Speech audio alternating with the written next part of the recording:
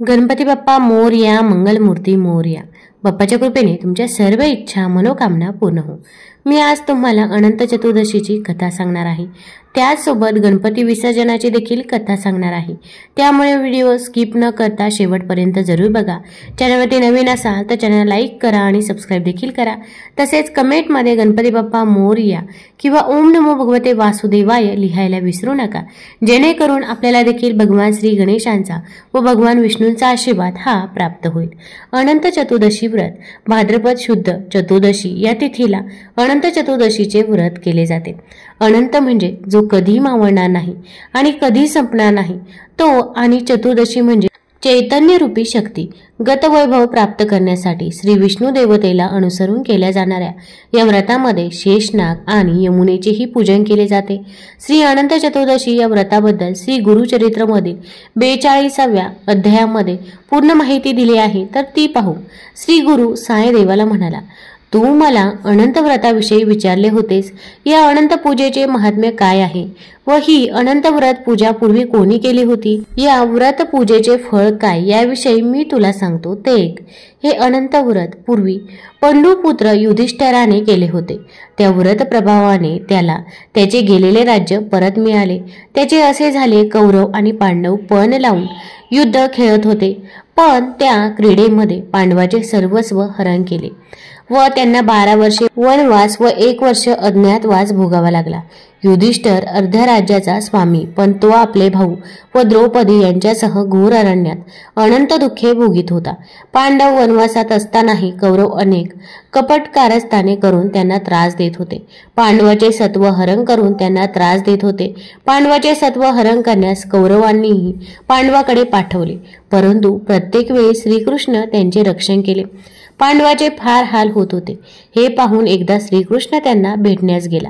श्रीकृष्णाला पाहताच युधिष्ठिराने त्याला लोटांगण घातले, त्याची यथासांग पूजा केली.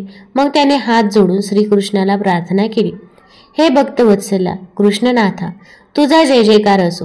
हे कृष्णा, तूच या विश्वाचे उत्पत्ती स्थिती लय यास कारण आहेस. तूच ब्रह्मा विष्णू महेश आहेस. दृष्ट दुर्जनांचा नाश व संत सज्जनांचे रक्षण यासाठीच तू अवतार घेतोस. पांडव माझे प्राण आहेत असे तू सर्वांना सांगतोस, मग आमची उपेक्षा का करतोस? तुझ्याशिवाय आम्हाला कुणाचा आधार आहे सांग. तुझे आमच्यावर कृपाछत्र असताना आम्हाला ही दुःखे का बरे भोगावी लागत आहे? आम्ही काय केले असता आम्हाला आमचे गेलेले राज्य परत मिळेल? सर्व पांडवांनी व द्रौपदीने हात जोडून श्रीकृष्णाला हेच विचारले.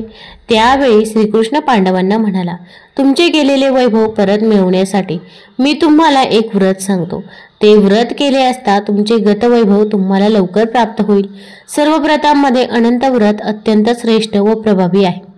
ते व्रत तुम्ही करा, म्हणजे तुमचे राज्य तुम्हाला लवकर प्राप्त होईल. तो अनंत म्हणजे शेषशाही विष्णू, तेच माझे मूळ रूप आहे. मीच तो नारायण. दृष्टांचे निर्दालन करून भूभार हलका करण्यासाठीच मी वासुदेव कुळात श्रीकृष्ण म्हणून अवतार घेतला. मीच जळी स्थळी काष्टी पाषाणी त्रैलोक्याला व्यापून राहिलो आहे. मीच सर्व काही आहे. मीच तो अनंत नारायण चराचर विश्वाला व्यापून राहिलो आहे. त्या अनंताची म्हणजेच माझीच तुम्ही यथासांग पूजा करा.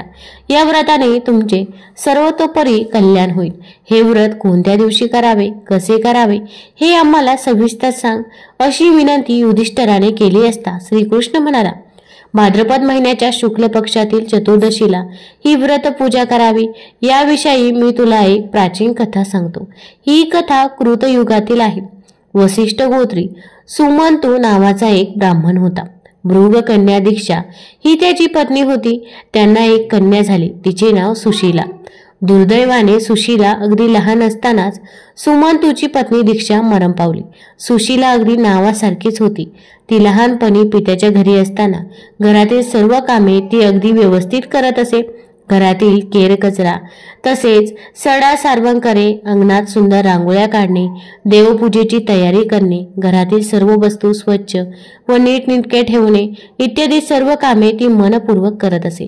सुमंतूची पत्नी गेल्यामुळे त्याची अनेक कामे थांबली होती, म्हणून त्याने द्वितीय विवाह करून दुसरी पत्नी घरी आणली. तिचे नाव कर्कशा. ती अगदी नावासारखीच होती. ती अत्यंत दृष्ट बुद्धीची होती. ती घरी कोणत्याही कारणावरून सतत भांडण करत असत. सुशीला तिची सावत्र मुलगी. ती सुशीलेचा छळ करत. सुशीला आता उपवर झाली. सुमंतूला तिच्या विवाहाची काळजी वाटू लागली. सावत्र आई तिचा छळ करत होती व सुमंतूच्या साधनेतही विघ्न येत होते. त्यामुळे त्याला अतिशय वाईट वाटत असे. आपल्या कन्येचा विवाह लवकर झाला तर बरे होईल असे त्याला वाटत होते आणि त्याचा योग जुळून आला. एके दिवशी कौंडिन्य नावाचा एक तरुण ऋषी सुमंतूच्या घरी आला. त्याने सुशीलेला पाहिले व तिला मागणी घातली. सुमंतूला कौंडिन्य जावई म्हणून पसंत पडला. एका शुभ मुहूर्तावर सुशीला आणि कौंडिन्य जावई यांचा विवाह झाला. सुमंतूने कन्येच्या प्रेमापोटी सुशीला व कौंडिन्य यांना आपल्या घरीच ठेवून घेतले. आषाढ आणि श्रावण असे 2 महिने गेले. कौंडिन्याला सासूरवाडीस राहणे पसंत नव्हते. आपण आता दुसरीकडे राहण्यास जावे असे त्याने ठरवले. मग सुमंतूने फार आग्रह न करता त्यांना जाण्यास परवानगी दिली. जाण्याचा दिवस आला तेव्हा सुमंतू आपल्या पत्नीला म्हणाला, कन्या आणि जावई जात आहे, त्याच्यासाठी आज काहीतरी गोडधोड भोजन तयार कर. हे ऐकताच ती कर्कशा संतापली. काही एक न बोलता ती घरात गेली व दार बंद करून स्वतःला कोंडून घेतले. तिघांना मोठे आश्चर्य वाटले. सुमंतूला तर फार वाईट वाटले. त्याने स्वयंपाकघरात शोधाशोध केली. एका मडक्यात त्याला गव्हाचे थोडे पीठ दिसले. तेवढेच आपल्या मुलीला आणि त्याने कन्या आणि जावयाला निरोप दिला. सुशीला आणि कौंडिन्य एका रथामध्ये बसून निघाले. दुपारच्या वेळी कौंडिन्याच्या अनुष्ठानाची वेळ झाली म्हणून एका नदीच्या तीरावर त्यांनी रथ थांबवला. कौंडिन्य अनुष्ठानासाठी गेला. सुशीला रथातच बसून राहिली. तिने सहज नदीच्या तीराकडे पाहिले. तिथे काही स्त्रिया एकत्र जमून कसली तरी पूजा करत होत्या. त्यांनी तांबड्या पैठणी परिधान केल्या होत्या. निरनिराळ्या कलशांची पूजा करत होत्या. सुशीलेने त्यांच्या जवळ जाऊन त्यांना विचारले, तुम्ही ही कसली पूजा करत आहात? या पूजेचा विधी कसा असतो? ही पूजा केली असता काय फळ मिळते? हे सर्व मला सांगाल का? त्या स्त्रिया म्हणाल्या, बस, आम्ही तुला सर्व काही सांगतो. आम्हीही भगवान चतुर्दशीला अनंताची पूजा करण्याची असते. याला अनंत चतुर्दशी व्रत असेही म्हणतात. ही अनंत पूजा दरवर्षी केली असता सर्व प्रकारच्या सुख समृद्धीची प्राप्ती होते. अनंत स्वरूप भगवान विष्णूंची आपल्यावरती कृपा प्राप्त होते. ही पूजा कशी करायची याचा थोडक्यात विधी असा, भाद्रपद शुद्ध चतुर्दशीला अनंत रूपी श्री विष्णूंची पूजा करायची असते. हे एक कौटुंबिक व्रत आहे. कुटुंबातील एखाद्या व्यक्तीने घेतलेले हे व्रत परंपरेने पुढे चालू ठेवायचे असते. या अनंत देवतेचे प्रतीक म्हणून 14 गाठी असलेला एक रेशमाचा दोरा असतो. पूर्वी ज्याने हे व्रत चालवले असेल त्याच्याकडून व्रतकर्त्याने हा दोरा विधीपूर्वक घेऊन ठेवायचा असतो. दरवर्षी अनंत चतुर्दशीला त्याची यथाविधी पूजा करायची असते. चौरंगावर दर्भाच्या बनवलेल्या 7 फण्यांच्या शेषरूपी अनंत नागाची प्राणप्रतिष्ठा करून त्याच्या पुढे अनंत दोरक ठेवायचा. त्याची पूजा करावी. चौरंगावर गंगेचा एक व यमुनेचा एक असे 2 जलपूर्ण कलश ठेवावेत. त्यांची पूजा करावी. चतुर्भुज विष्णूंचे ध्यान करावे. ओम नमो भगवते वासुदेवाय हा मंत्र म्हणत दर्भाच्या गाठीयुक्त नागाची अनंत म्हणून मनात धारणा करावी. नवीन ग्रंथीयुक्त दोरे दोन्ही कलशांवर ठेवून पुरुष सूक्त मंत्राने त्याची पूजा करावी. या अनंत पूजेत 14 या संख्येला फार महत्व आहे. अनंत दोरकाला 14 गाठी बनतात. नैवेद्याला 14 लाडू, 14 करंजा इत्यादी पदार्थ असावेत. हे व्रत किमान 14 वर्षे करायचे असते. 14 वर्षे झाल्यावर या व्रताचे उद्यापन करावे. या व्रतामुळे सर्व प्रकारच्या मनोकामना पूर्ण होतात. सर्व सुख समृद्धींची प्राप्ती होते. अनंत स्वरूपात भगवान विष्णूंची आपल्यावरती कृपा प्राप्त होते.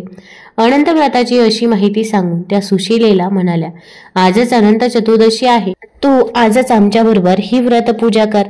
त्यामुळे अनंत स्वरूप भगवान नारायणाची तुझ्यावरती कृपा होईल व तुझी मनोकामना पूर्ण होईल. सुशीलेने आनंदाने ते मान्य केले व त्या स्त्रियांसमवेत भक्तिभावाने अनंताची यथासांग पूजा केली. सुशीला आणि कौंडिन्य रथात बसून पुढे निघाले.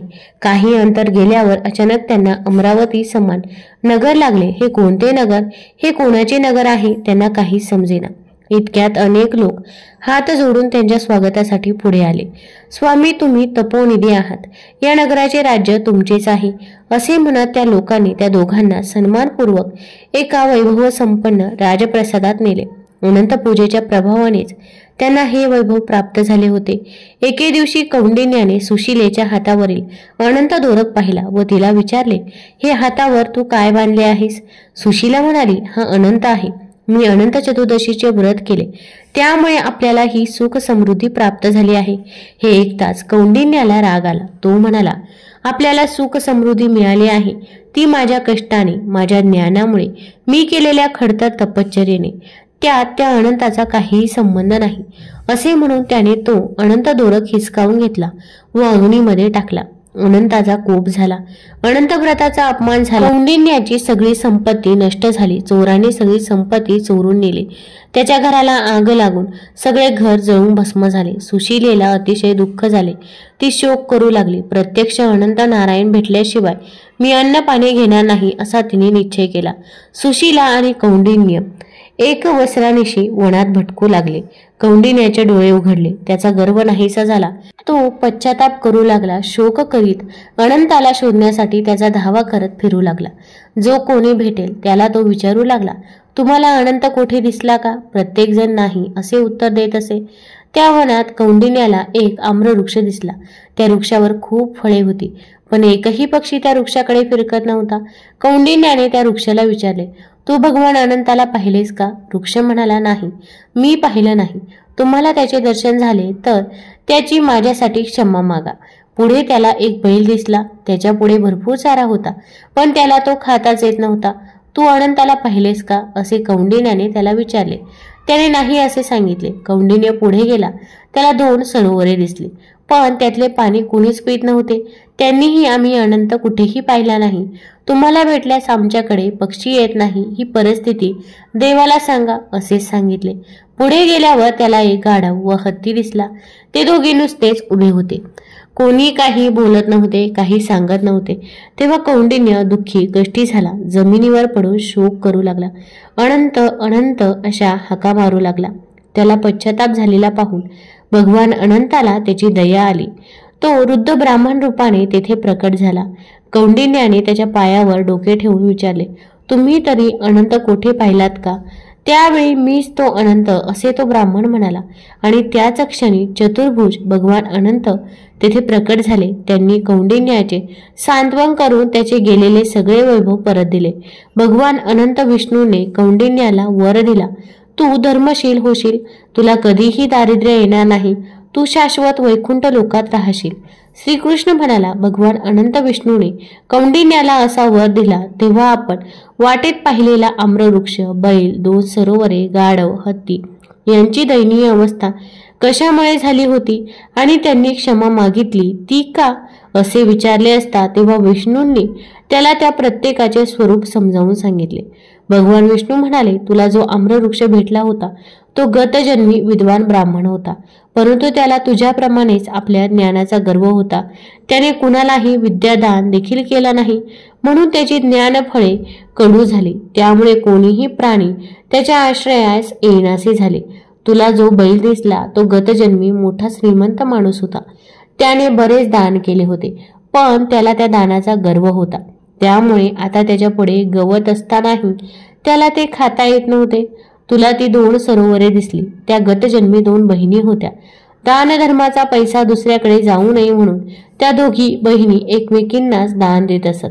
त्यांच्या संपत्तीचा इतरांना काहीही उपयोग झाला नाही, म्हणून त्या सरोवराचे पाणी कुणीही पित नाही. तुला जो गंधर्व दिसला तो तुझा क्रोध होय, जो तुझ्या वाणीतून बाहेर पडला व त्याला गंधर्वाचा जन्म मिळाला. तुला जो हत्ती दिसला तो म्हणजे तुला आपल्या तपश्चर्येचा झालेला गर्व, तो तुझ्या शरीरातून बाहेर पडला व त्याला हत्तीचा जन्म मिळाला. तू सुद्धा स्वतःच्या ज्ञानाचा गर्व केलास, सुशीलेच्या श्रद्धेला तुच्छ मानलेस. सर्व अहंकार, देवाधर्माबद्दल तुच्छता यामुळेच तुलाही सगळे दुःख भोगावे लागले. आता तुला पश्चाताप झाला आहे म्हणून मी तुझ्यावर प्रसन्न झालो आहे. आता तू घरी जा व अनंत व्रत कर, म्हणजे तुला सर्व सुखांचा लाभ होईल. मरणोत्तर तू नक्षत्रात पुनर्वसू नावाचे जे नक्षत्र आहे त्यात चिरकाल निवास करशील. कौंडिन्याला सगळे पटले. त्याचे गर्व नाहीसे झाले. त्याने घरी जाऊन पुन्हा सुशीलेसह अनंत चतुर्दशीचे व्रत केले. त्याला अनंत वैभव प्राप्त झाले. ही कथा सांगून श्रीकृष्ण युधिष्ठिराला म्हणाले, अनंत व्रताचा महिमा हा असा आहे, या व्रतामुळे कौंडिन्याला त्याचे गेलेले वैभव परत पुन्हा प्राप्त झाले। त्याचप्रमाणे तुम्ही सुद्धा हे व्रत केले तर तुमचे गेलेले राज्य देखील तुम्हाला पुन्हा प्राप्त होईल। आता आपण गणपती विसर्जनाची कथा ही बघूया। 10 दिवस चालणाऱ्या गणेश उत्सवाचा अनंत चतुर्दशी हा शेवटचा दिवस असतो। पंचांगानुसार गणेश विसर्जन हे अनंत चतुर्दशीला म्हणजेच भाद्रपद महिन्यातील शुक्ल पक्षातील चतुर्दशी तिथीला केले जाते। सुख समृद्धीसाठी भाद्रपद महिन्यातील शुक्ल पक्षातील चतुर्थी तिथीला भगवान गणेशाची पूजा विधीपूर्वक केली जाते। तर गणेश उत्सवाची सांगता अनंत चतुर्दशीला विसर्जनाने होते। हिंदू धर्मात गणेशाला बुद्धी, वाणी आणि बुद्धीची देवता मानले जाते। त्यामुळेच कोणतेही शुभ कार्यात सर्वात प्रथम गणपतीचे आवाहन केले जाते, त्यानंतरच इतर देवी देवतांची पूजा केली जाते। श्री गणेशाची पूजा केल्याने जीवनातील सर्व अडथळे दूर होतात अशी पौराणिक मान्यता आहे। यासोबतच श्री गणेशाची पूजा केल्याने घरातील वास्तुदोषही दूर होतात। भाद्रपद महिन्यातील शुक्ल पक्षातील चतुर्थी तिथीला श्री गणेशाचा जन्म झाला असे मानले जाते। यामुळे गणेश चतुर्थीच्या दिवशी प्रत्येक घरात गणपती बाप्पाची स्थापना केली जाते आणि 10 दिवस त्यांची पूजा केली जाते। अनंत चतुर्दशीच्या दिवशी गणपतीची मूर्ती नदी किंवा तलावात विसर्जित केल्याने श्री गणेशाचा आशीर्वाद हा आपल्याला प्राप्त होतो। अनंत चतुर्दशी हा सण भाद्रपद शुक्ल चतुर्दशीला साजरा केला जातो। या दिवशी भगवान विष्णूंच्या अनंत रूपाची देखील पूजा केली जाते। यामध्ये उपवासाचा संकल्प घेऊन अनंत सूत्र बांधले जाते। असे मानले जाते की ते धारण केल्याने त्रास दूर होतात। या दिवशी भगवान विष्णूंचे भक्त दिवसभर उपवास करतात आणि पूजा करताना पवित्र धागा देखील बांधतात। अनंत चतुर्दशीच्या दिवशी गणपतीची मूर्ती पाण्यात विसर्जित केली जाते, कारण असे मानले जाते की गणपती हे जलतत्वाचे अधिपती आहे। पुराणानुसार वेद व्यासजी गणपतीला कथा सांगत असत आणि बाप्पा त्या लिहित असत। कथा सांगताना वेद व्यासजींनी डोळे मिटले। ते सतत 10 दिवस कथा सांगत राहिले आणि बाप्पा लिहून ठेवत राहिले। पण 10 दिवसांनी जेव्हा वेद व्यासजींनी डोळे उघडले तेव्हा त्यांना दिसले की गणपतीच्या शरीराचे तापमान खूप वाढले आहे। त्याचे शरीर थंड करण्यासाठी वेदव्यासजींनी त्यांना पाण्यात बुडवले, ज्यामुळे त्यांचे शरीर थंड झाले। तेव्हापासून गणेश विसर्जन हे गणपतीला थंड करण्यासाठी केले जाते अशी देखील धार्मिक मान्यता आहे। तुम्हाला जर या कथा आवडल्या असतील तर चॅनल लाईक करा, सबस्क्राईब करा आणि आपल्या मित्रपरिवारासोबत जरूर शेअर करा। धन्यवाद।